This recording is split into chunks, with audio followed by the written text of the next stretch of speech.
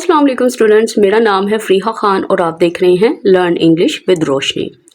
तो आज का जो एडिटोरियल है उसका टाइटल है फर्टिलिटी पज़ल। असल में ये क्या चीज़ है, ये किस पज़ल की बात कर रहा है, मैं थोड़ा सा आपको इजी वर्ड्स में बता दूं ताकि आपको समझने में आसानी हो। असल में वो ये बात कर रहा है कि पाकिस्तान में जो हाई बर्थ रेट है ना, इससे क्या हो रहा है, इससे जो हमारी डेवलपमेंट है ना कंट्री की, वो रुकी हुई है। तो कंट्री को चाहिए कि वो फर्टिलिटी रेट्स को ना वो मैनेज करे। किस तरह से मैनेज करे? वो इस चीज़ को मैनेज कर सकती है अगर वो फैमिली प्लानिंग जैसी चीज़ों की अवेयरनेस क्रिएट करे। कहता अगर ये चीज़ ना की गई, मतलब अगर ये बर्थ रेट्स को कंट्रोल ना किया गया तो पाकिस्तान इस मौके को खो देगा। मौका क्या है, कौन सा चांस है? इसकी इकोनॉमी को बेहतर बनाने का और सोसाइटी को बेहतर बनाने का। फिर उसने यहाँ पे एग्जाम्पल दिया है बांग्लादेश की। उसने कहा जो बांग्लादेश है वो बिल्कुल कामयाब हो चुका हुआ है अपने बर्थ रेट को कंट्रोल करने में, लेकिन पाकिस्तान जो है उसकी वीक गवर्नमेंट की वजह से और जो स्ट्रॉन्ग ट्रेडिशनल बिलीव्स हैं उसकी वजह से हम अभी तक अपने इस गोल को अचीव नहीं कर सके। तो वो ये बात कर रहा है राइटर इस एडिटोरियल में। अब यहाँ पे इसने यूज़ किया वर्ड पजल। आपको पता है पजल से रिलेटेड बहुत सारे खूबसूरत वर्ड्स भी हैं, जैसे आप बोल सकते हो, आप एनिग्मा भी बोल सकते हो, आप मिस्ट्री भी बोल सकते हो, कि मतलब वो चीज़ जो मुश्किल से हल हो। ठीक है, ये चीज़ होती है ना पजल, एक मुश्किल, एक मुअम्मा, एक उलझन जिसको कहते हैं ना, वो ये चीज़ है। अब वो कह रहे हैं द ड्रामेटिक फॉल, एक बहुत बड़ा फॉल आया है, डिक्लाइन आया है, किसमें? ग्लोबल फर्टिलिटी रेट्स में। ठीक है, अब ये सारी चीज़ें क्या है मैं सब एक्सप्लेन करती हूँ। ठीक है, ये बर्थ रेट्स की बात कर रहा है। अब यहाँ पे एम डैश का इस्तेमाल किया है।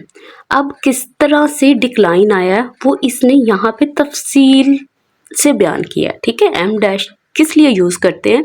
जब आपने जो बात कही है उससे रिलेटेड अगर आपने थोड़ी सी एक्सप्लेनेशन देनी है या आपने किसी चीज़ पे जोर देना है।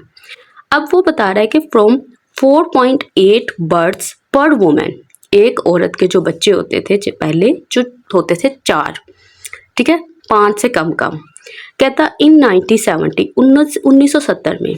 अच्छा, कहाँ से कहाँ तक हुआ? अब हो गया ये रेशियो 2.2 इन 2024 में यहाँ तक। कहता रिप्रेजेंट्स, दिखाती है क्या? One of histories great demographic shifts. वो क्या बात कर रहा है? वो ये बात कर रहा है कि पूरी दुनिया में जो बर्थ रेट्स हैं ना, पहले वो 4.8 बर्थ पर वुमेन होते थे 1970 में, फिर वो हुए 2.2 2024 में। कहता ये बहुत बड़ा पॉपुलेशन चेंज आया है पूरी हिस्ट्री में। अब देखो यहाँ पे इसने वर्ड यूज़ किया ड्रामेटिक का। ड्रामेटिक का मतलब क्या होता है? ड्रामेटिक का मतलब होता है नोटिसेबल, इम्प्रेसिव, वो चीज़ जो जिसको आप इग्नोर नहीं कर सकते, जो बहुत बड़ी है, जो बहुत अहम है। फॉल का मतलब क्या होता है? Decline, drop, decrease. अब ये हमारा सब्जेक्ट है, ये जो फॉल है इसकी वर्ड पड़ी हुई है यहाँ पे। ये वाला जो फॉल आया है ना, ये जो डिक्लाइन आया है वो रिप्रेजेंट करता है, वो दिखाता है। देखो अब यहाँ पे इसने फिर वो यूज़ किया है वन ऑफ का स्ट्रक्चर।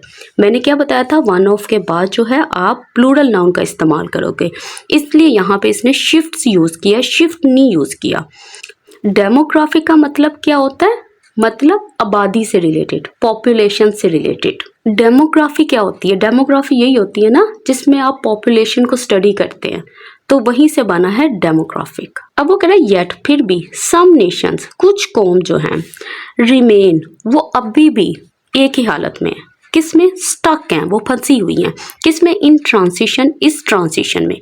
किस ट्रांजिशन में? ये वाला जो ऊपर चेंज बताया ना, इस ट्रांजिशन में। इस लाइन का मकसद क्या है? इसमें वो क्या बात कर रहा है? वो ये बात कर रहा है जहाँ बहुत सारी कंट्रीज जो है ना उन्होंने बड़े अच्छे तरीके से अपनी बर्थ रेट्स को कम कर लिया है, लेकिन कहता कुछ नेशंस ऐसी हैं जो अभी भी इस ट्रांजिशन में फंसी हुई हैं, वो अभी भी स्टक है। उसने अभी भी इसको पूरी तरह से अडॉप्ट नहीं किया। स्टक का मतलब क्या होता है? स्टक का मतलब होता है अनएबल टू मूव और प्रोग्रेस।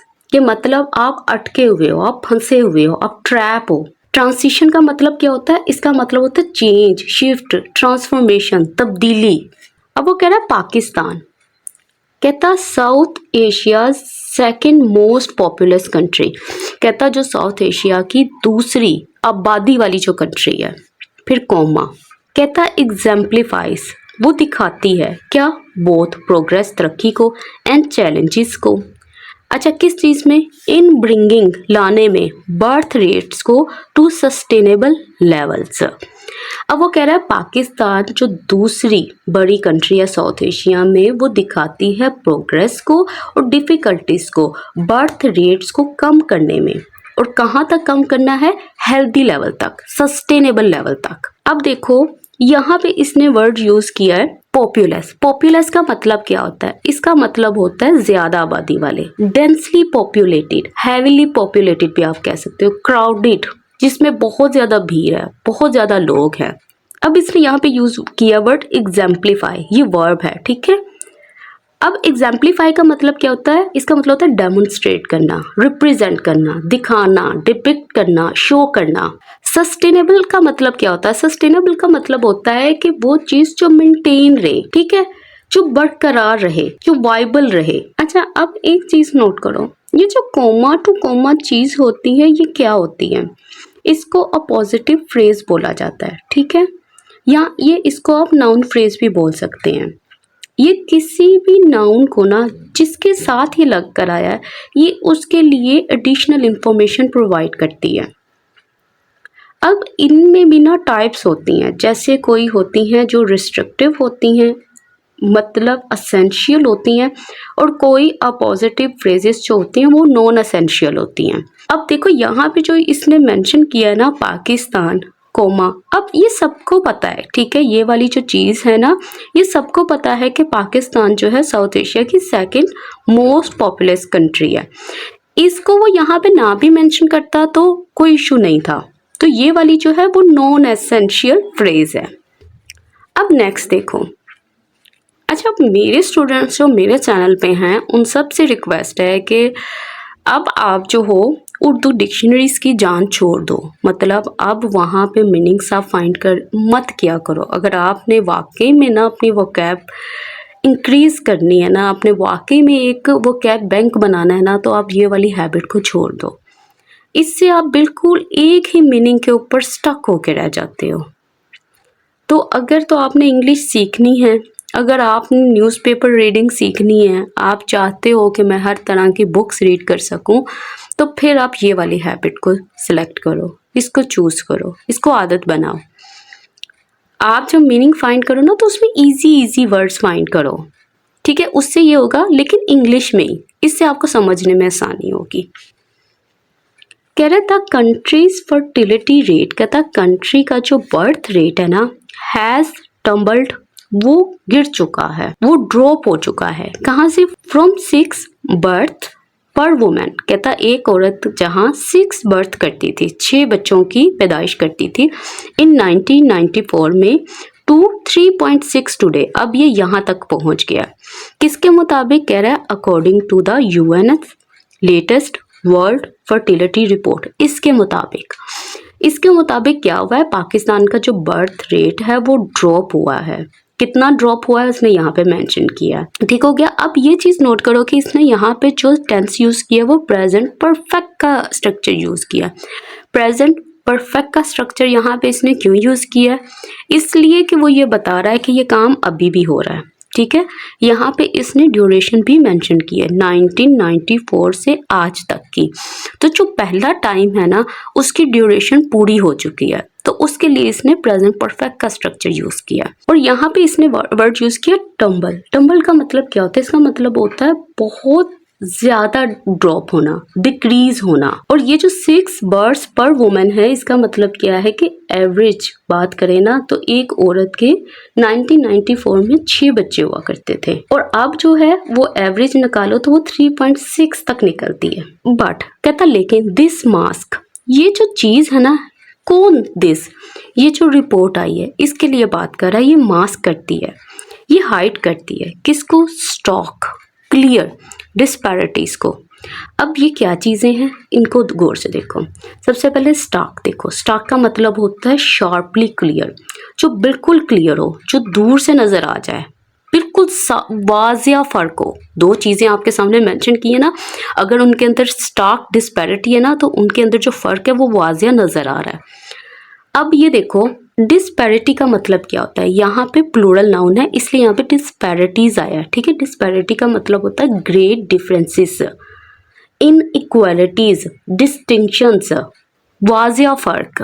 और ये जो वर्ब मास्क यूज की है ना, इसका मतलब होता है कंसील करना, हाइड करना, कवर करना, छुपाना, ठीक है।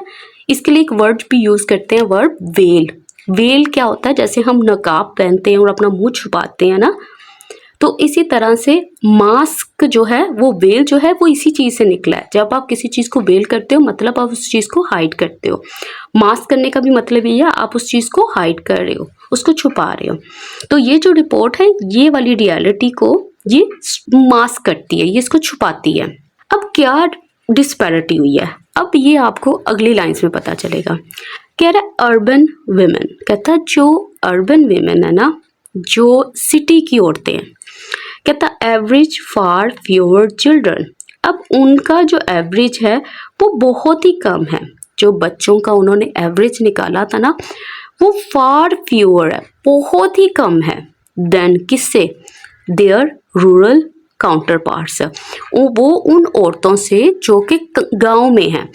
अब एक चीज़ नोट करो, अब काउंटर पार्ट को यहाँ पे इजी वर्ड्स में ये समझ सकते हो कि ऐसा पर्सन जो दूसरी जगह पे बैठा है और उसके पास भी वही स्टेटस है जो आपके पास है, उसके पास भी वही पावर है जो आपके पास है।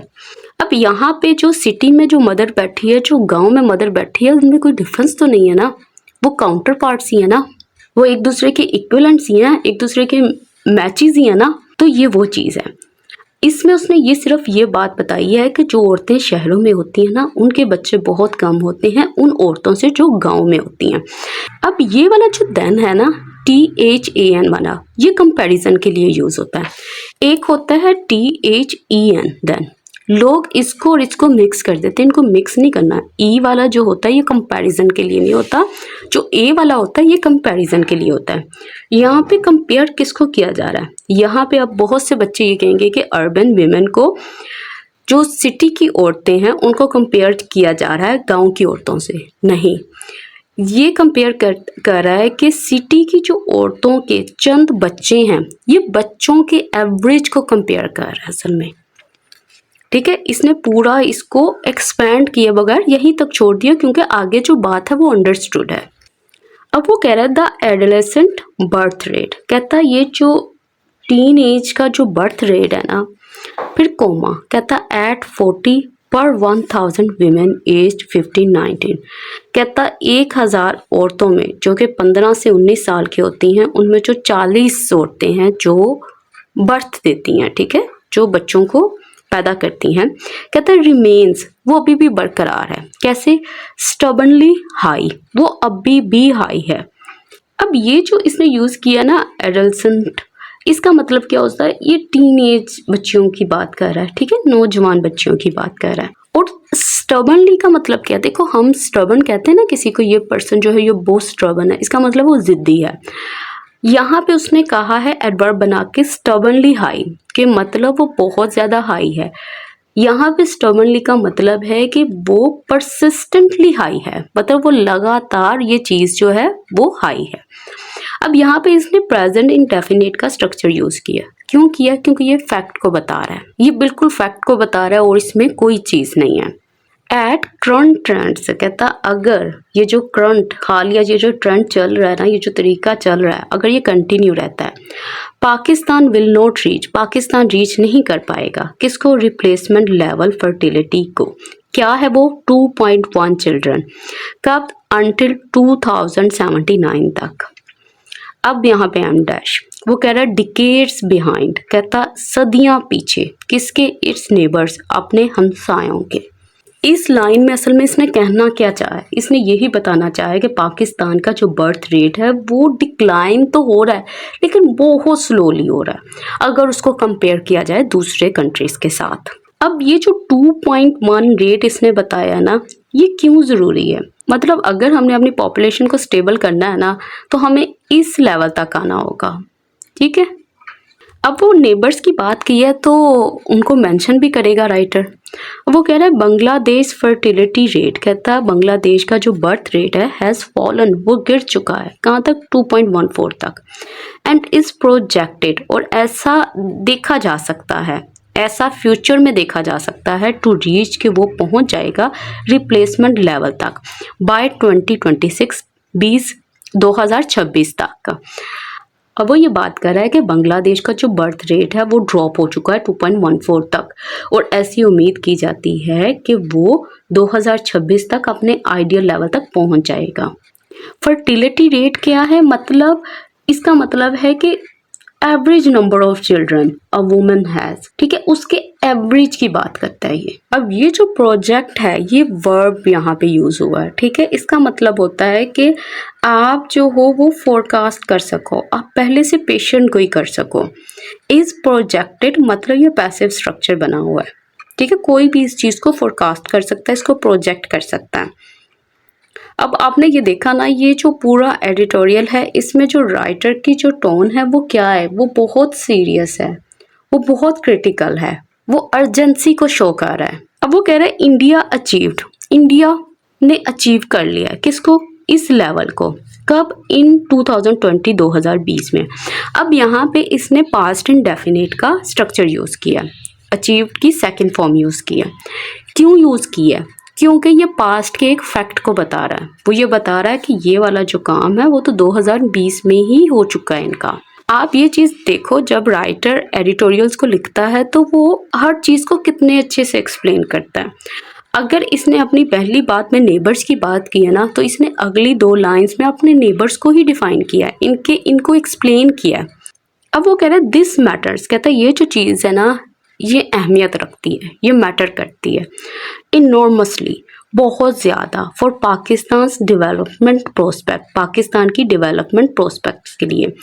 अब ये डेवलपमेंट प्रोस्पेक्ट क्या है? मतलब फ्यूचर ग्रोथ के लिए, प्रोग्रेस के लिए पाकिस्तान की। अगर आप बात करो ना कि इकोनॉमी के लिहाज से, सोसाइटी के लिहाज से, या ओवरऑल डेवलपमेंट, तो ये उसकी बात कर रहा है। इनॉर्मसली का मतलब क्या होता है? इसका मतलब होता है extremely, to a very large extent. आप इसको ग्रेटली भी बोल सकते हो, आप एक्सट्रीमली भी बोल सकते हो, सिग्निफिकेंटली भी बोल सकते हो, मतलब बहुत ज़्यादा, इंतहाई। अब वो कह रहा है हाई फर्टिलिटी स्ट्रेन्स, कहता है ये जो हाई बर्थ रेट है ये स्ट्रेन करता है, ये प्रेशर डालता है पब्लिक सर्विसेज के ऊपर एंड हाउस होल्ड रिसोर्सेज, और इनके ऊपर। अब देखो स्ट्रेन का मतलब क्या होता है? इसका मतलब होता है प्रेशर डालना, मुश्किलात पैदा करना। पब्लिक सर्विसेज से यहाँ पे क्या मुराद है? इससे मुराद है कि वो सर्विसेज जो कि प्रोवाइड की जाती हैं गवर्नमेंट के ज़रिए, जैसे हेल्थ केयर हो गया, एजुकेशन हो गई। और हाउस होल्ड रिसोर्सेज से क्या मुराद है? मतलब वो चीज़ें जैसे मनी, टाइम, एनर्जी, जो किसी भी एक फैमिली के लिए बहुत ज़रूरी होती है। असल में ये कह रहा है? वो यही कह रहा है ना कि अगर आप बहुत ज़्यादा बच्चे रखोगे तो इससे जो है गवर्नमेंट के लिए भी बहुत मुश्किल होगी, और जो फैमिलीज़ हैं जिन्होंने अपने रिसोर्सेज को मैनेज करना है उनके लिए भी मुश्किलात होंगी। अब ये आगे देखो, ये वाला जो सेंटेंस है ना, जो कि यहाँ से स्टार्ट हो रहा है और यहाँ तक ख़त्म हो रहा है, ये वाला सेंटेंस जो है कॉम्प्लेक्स सेंटेंस है। इसके अंदर मेन क्लॉज भी होगी और डिपेंडेंट क्लॉज, या आप जिसको सबऑर्डिनेट क्लॉज भी कहते हैं, वो भी मौजूद होगी। अब इसमें कह रहा है येट मैनेज्ड। अब ये जो चीज़ है ना येट मैनेज, ये इंट्रोडक्टरी फ्रेज है, ठीक है। ये सिर्फ इंट्रोड्यूस कर रहा है किसी चीज़ को। किसको कहता है? येट मैनेज्ड प्रॉपरली, अगर इसको मैनेज किया जाए प्रॉपरली।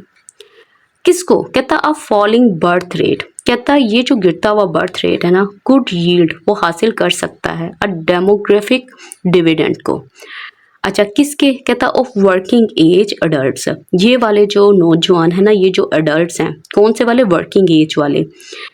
कहता अनबर्डन्ड, जिनको अनबर्डन किया गया है, जिनके ऊपर बोझ कम डाला गया है, किसके ज़रिए? बाय डिपेंडेंट्स, उनके ज़रिए जो इनके ऊपर डिपेंडेंट है। अच्छा, और इसके अलावा क्या चीज़ है? कहता पावरिंग, पावर करते हुए इकोनॉमिक ग्रोथ को, एज जैसा कि इट डिड, इसने किया इन ईस्ट एशिया। अब ये वाला जो सेंटेंस है ना, ये समझना भी थोड़ा मुश्किल है। असल में वो ये बात कर रहा है कि अगर इस चीज़ को अच्छे से हैंडल किया गया ना, किस चीज़ को, बर्थ रेट की बात कर रहा है।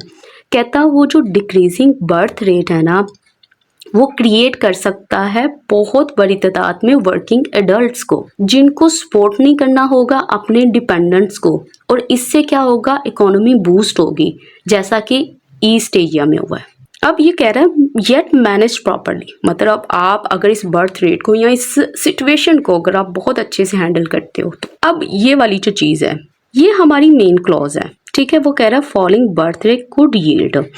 ये सेंटेंस तो यहीं तक भी फिनिश हो सकता है, लेकिन ये जो आगे है ना, ये सिर्फ एक्स्ट्रा डिटेल्स बता रहा है। फॉलिंग बर्थ रेट मतलब डिक्रीज होता हुआ बर्थ रेट। डेमोग्राफिक डिविडेंड का मतलब क्या है? वो सिचुएशन जहाँ पे जो लार्जर, बहुत बड़ी तादाद में जो वर्किंग एज पॉपुलेशन है ना, वो हेल्प करती है, वो बूस्ट करती है इकोनॉमिक ग्रोथ को, तो उसको ये बोलते हैं। अनबर्डन क्यों यूज़ किया है? ये इसलिए अनबर्डन है कि उनको बहुत सारे बच्चों को लुक आफ्टर नहीं करना पड़ेगा, उनको देखभाल नहीं करनी पड़ेगी। अब ये वाला जो लाइन है ना, ये जो फ्रेज है पावरिंग इकोनॉमिक ग्रोथ, अब ये जो है वो ये बात कर रहा है कि जब ये वाली जो चीज़ है इस चीज़ को हासिल करेगी, तो इसके साथ साथ जो है वो क्या होगा, हमारी जो इकोनॉमिक ग्रोथ है वो स्ट्रॉन्ग होगी। और यहाँ पे ये जो as it did in East Asia है, ये डिपेंडेंट क्लॉज है, ठीक है। ये इनके ऊपर डिपेंडेंट है जो अभी इसने पीछे सारी बात की है। तो ये पूरे इस एडिटोरियल का आप ये समझ लो कि थोड़ा टेढ़ा सा सेंटेंस है। ईस्ट एशिया में मतलब किसकी बात कर रहा है? चाइना की बात कर रहा है, जापान, साउथ कोरिया की बात कर रहा है, जिनसे क्या हुआ है कि जो बर्थ रेट है वो कम तो हुए हैं, लेकिन इससे जो इकोनॉमिक ग्रोथ है वो भी स्ट्रॉन्ग हुई है। अब वो कह रहा है अचीविंग दिस रिक्वायर्स, कहता है अचीव करना इस चीज़ को रिक्वायर करता है, किस चीज़ को? अ मोर मस्क्यूलर अप्रोच को, कहाँ से? फ्रॉम पॉलिसी मेकर से। अब सिंपल सी बात है, वो ये कह रहा है कि अगर तो आपने इस गोल पे जाना है ना, आपने इस गोल को हासिल करना है, कम बर्थ रेट को, तो इसके लिए आपको ऐसी अप्रोच की ज़रूरत है। अब ये जो अचीविंग नज़र आ रहा है ना, ये क्या है यहाँ पे? ये जेरेंट है और यहाँ पे नाउन के तौर पर काम कर रहा है। अब मुझे कैसे पता चला ये अचीविंग जो है ये जेरेंट है? क्योंकि ये अचीव वर्ब से मिलकर बना है। अचीविंग बिल्कुल उसी तरह से जैसे रीडिंग बनता है, रीड से रीडिंग बनता है, ये इसी तरह से बना है, ठीक है। ये जेरेंट है यहाँ पे। अब यहाँ पे जो मस्कुलर अप्रोच है, इसका मतलब क्या है? इसका मतलब है इनको एक स्ट्रॉन्गर अप्रोच लेनी होगी। और पॉलिसी मेकर्स कौन से हैं? जो कि डिसीजन मेकर्स हैं, ठीक है, गवर्नमेंट में। मतलब अब ये जितने भी पॉलिसी मेकर्स हैं उनको ना, मतलब अब स्ट्रॉन्ग एक्शन लेने की ज़रूरत है, उनको इफेक्टिव होना पड़ेगा अपने डिसीजंस में। अब वो कह रहा है एक्सेस टू फैमिली प्लानिंग, कहता फैमिली प्लानिंग की जो एक्सेस है ना, जहाँ तक उसकी रसाई है, रिमेन्स वो अभी भी बरकरार है, पैची। कहता पर्टिकुलरली ख़ास तौर पर इन रूरल एरियाज। अब वो ये बात कर रहा है, कहता फैमिली प्लानिंग जो सर्विसेज होती हैं वो अवेलेबल ही नहीं होती, ख़ास तौर पर रूरल एरियाज़ में। अगर कोई चीज़ पैची है तो इसका मतलब है ये चीज़ जो है इनकंसिस्टेंट है, इनकम्प्लीट है, इरेगुलर है, अनइवन है। अब वो कह रहा है मैनी वेमेन, कहता बहुत सारी औरतें जो हैं वो लैक करती हैं, वो पीछे हैं, उनमें कमी है। किस चीज़ की? ऑटोनॉमी की। ऑटोनॉमी का मतलब होता है आज़ादी। किस चीज़ की? टू लगा के बता रहा है, टू मेक बनाने के लिए रिप्रोडक्टिव चॉइसेस को। रिप्रोडक्टिव चॉइसेस क्या है? मतलब वो खुद से ये चीज़ डिसाइड ही नहीं कर सकती कि हाँ, कि उनको अभी बच्चे की ज़रूरत है कि नहीं है, मतलब अभी उनको कॉन्ट्रासेप्शन का इस्तेमाल करना चाहिए कि नहीं करना चाहिए। मतलब इस तरह के जो भी चॉइसेस हैं वो उसमें आज़ाद नहीं होती, मतलब वो खुद से इन चॉइसेस को नहीं ले सकती। तो ऑटोनॉमी का मतलब क्या होता है? इंडिपेंडेंस, आज़ादी। कहता है चाइल्ड मैरिज दो इलीगल, कहता है जो चाइल्ड मैरिज है ना, अगरचे वो इलीगल है, परसिस्ट, वो अभी भी जारी है। कहता मीनवाइल, इसके साथ साथ ही फीमेल लेबर फोर्स, कहता है यहाँ पे जो फीमेल लेबर फोर्स है ना उसकी जो पार्टिसिपेशन है, उसकी जो शमूलियत है, मतलब कितनी औरतें जो हैं वो काम करती हैं, रिमेन्स, कहता अभी भी वो रिमेन है अमंग द वर्ल्ड्स लोएस्ट, पूरी दुनिया में जितनी लोएस्ट अगर आप बात करो ना तो वो इन कंट्रीज में सबसे कम औरतें जो हैं वो काम करती हैं। अब राइटर ना इस सेंटेंस में गवर्नमेंट को कुछ बताना चाह रहा है। वो कह रहा है कि द गवर्नमेंट शुड इंटीग्रेट, कि गवर्नमेंट को लाजमी करना चाहिए, क्या इंटीग्रेट करना चाहिए, शामिल करना चाहिए किसको, फैमिली प्लानिंग को into primary health care, primary जो बेसिक हेल्थ केयर है उसमें फैमिली प्लानिंग को शामिल करना चाहिए। कहता वाइल, साथ ही साथ एक्सपेंड करते हुए गर्ल्स एजुकेशन, लड़कियों की एजुकेशन को, विमेंस एम्प्लॉयमेंट, औरतों की एम्प्लॉयमेंट को, मतलब औरतों की जो जॉब है उस चीज़ को। अब वो ये बात कर रहा है कि गवर्नमेंट को फैमिली प्लानिंग को इंक्लूड करना चाहिए बेसिक हेल्थ केयर में, और उसको फोकस करना चाहिए लड़कियों की एजुकेशन के ऊपर और वर्क अपॉर्चुनिटीज़ के ऊपर औरतों की। अब यहाँ पे इसने एक वर्ड यूज़ किया इंटीग्रेट। इसका मतलब क्या होता है, इसका मतलब होता है कंबाइन करना, मर्ज करना, इंक्लूड करना, किसी चीज़ को ब्लेंड कर देना, साथ में जोड़ देना। इसका मतलब ये है कि अगर ये जब छोटी सी, जिसको कहते हैं ना प्राइमरी हेल्थ केयर, क्या होता है, मतलब जैसे वो थोड़ा सा बुखार हुआ है या किसी चीज़ के लिए अगर पास किसी क्लिनिक में जाते हैं तो वहाँ पे उनको फैमिली प्लानिंग की भी अवेयरनेस देनी चाहिए, उनको इन चीज़ों के बारे में भी उनको बताना चाहिए ताकि इसका इल्म भी इनको हो। अब अगर religious leader could be enlisted, कहता जो रिलीजियस लीडर है उनको भी एनलिस्ट किया जा सकता है, किस लिए, ताकि वो चैलेंज कर सकें कल्चरल रेजिस्टेंस को टू कंट्रासेप्शन। अब वो ये कह रहा है कि जो रिलीजियस लीडर्स हैं ना वो भी हेल्प कर सकते हैं लोगों को इंकरेज करने के लिए कि वो कॉन्ट्रासेप्शन को एक्सेप्ट करें। राइटर ने ना इसमें एक बात की है कल्चरल बिलीव्स की, वो बात कर रहा है ये जो कल्चरल बिलीव्स है ना इनके, जो खास जिनके वो क्या कहते हैं नहीं एक माइंड में बैठा हुआ है जिसकी वजह से वो कॉन्ट्रासेप्शन यूज़ नहीं करते, तो उसने कहा कि रिलीजियस लीडर जो है ना इसमें बड़ा ही अहम किरदार अदा कर सकते हैं उनको एक्सेप्ट करवाने के लिए कॉन्ट्रासेप्शन को, ये लोगों को गाइड कर सकते हैं, एजुकेट कर सकते हैं। कह रहा है बेटर डाटा कलेक्शन, कहता अच्छे तरीके से जो डाटा कलेक्शन है वुड हेल्प, उनको मदद कर सकती है टारगेट करने के लिए इंटरवेंशंस को।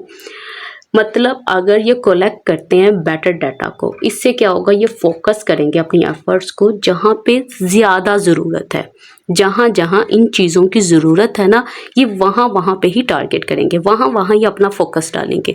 ये ज़्यादा कहाँ पे है, देखो इसने दो लाइफ्स जो है ना राइटर ने उसको कंपैरिजन किया है ना, एक सिटी की औरतों का, एक गांव की औरतों का, तो उनको आपको खुद पता है कि कहाँ पे इस अवेयरनेस की ज़्यादा ज़रूरत है।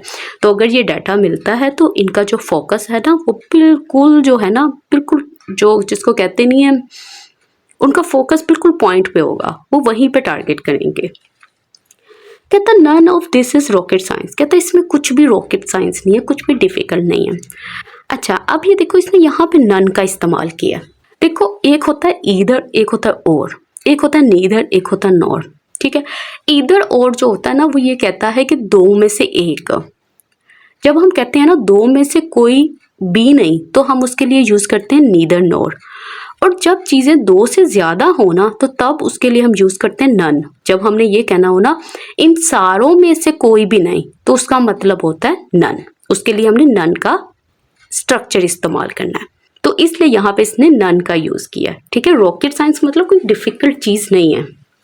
कह रहा बांग्लादेश शोज, वो दिखाता है what determined policy can achieve, कहता बांग्लादेश की मिसाल ना हम सबके सामने है, वो बताता है कि अगर आपकी जो पॉलिसी है ना वो डिटरमिन्ड है ना, अगर आपकी पॉलिसी बहुत ही फोकस्ड है तो आप ये चीज़ हासिल कर सकते हो। कहता लेकिन but our lacklustre governance, कहता हमारी जो गवर्नेंस है जो थोड़ी सी ढीली ढाली है, कहता लिमिट्स वो रोक देती है किसको, इम्प्लीमेंटेशन को, इन चीज़ों को लगाने को। कहता वाइल जहाँ पे कंजर्वेटिव सोशल एटीट्यूड्स, कहता एक तो तकियानूसी जो सोशल एटीट्यूड है ना रन डीप, कहता वो बहुत आगे तक, वो इनकी नसों में, आप ये समझ लो। असल में मतलब क्या है, मतलब हमारी जो वीक गवर्नमेंट एक्शंस जो है ना इससे ये जो प्रोग्रेस है ये बहुत मुश्किल हो जाती है, और ऊपर से ये जो ओल्ड फैशन सोशल व्यूज़ है ना ये अभी भी स्ट्रॉन्ग है, ये रन डीप करते हैं, ये अभी भी एग्जिस्ट करते हैं। कहता विदाउट सस्टेन पॉलिटिकल विल, कहता इस चीज़ के बगैर टू कंप्लीट मुकम्मल करना, द फर्टिलिटी ट्रांसलेशन को वी रिस्क कहता हम खतरे में डालते हैं स्क्वेंडरिंग को, कि हम छोड़ देंगे, हमसे मिस हो जाएगी क्या चीज़, आवर डेमोग्राफिक मूवमेंट। कह रहा है कि अगर जब तक हमारे पास लगातार पॉलिटिकल एफर्ट्स नहीं होंगी कि हम इस चेंज को फिनिश कर सकें जो कि बर्थ रेट में, कहता हम हो सकता है इस इम्पोर्टेंट अपॉर्चुनिटी को मिस कर दें।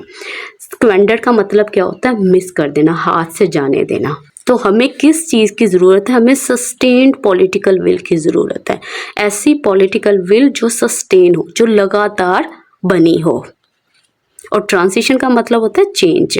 और पॉलिटिकल विल से क्या मुराद है, इसका मतलब है ऑन गोइंग जो कमिटमेंट है, जो डिटर्मिनेशन है गवर्नमेंट की तरफ से एक्शन लेने के लिए। कह रहा द नेक्स्ट डिकेड, कहता आने वाले 10 साल कुड प्रूव हो सकते हैं डिसाइसिव, कहता आने वाले जो 10 साल हैं वो फैसला कुन साबित हो सकते हैं।